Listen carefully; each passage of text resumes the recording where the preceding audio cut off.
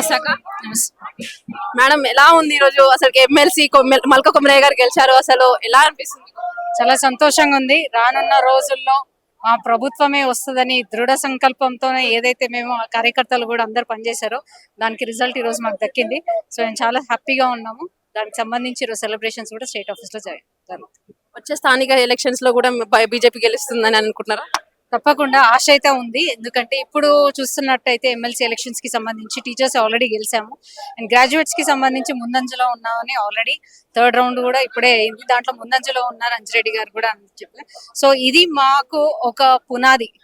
రేపు local body elections కి ఇది ఒక పునాదిగా మేము భావిస్తాం. తప్పకుండా లోకల్ బాడీ ఎలక్షన్స్ లో తప్పకుండా విజయం కైవసం చేసుకుంటాం. ఎందుకంటే గత ప్రభుత్వం ఏం చేయలేదు, ఈ ప్రభుత్వం కూడా అన్ని హామీలు ఇచ్చి ఏది నెరవేర్చలేదు కాబట్టి ప్రజలు ఒక వ్యతిరేకత స్టార్ట్ అయింది.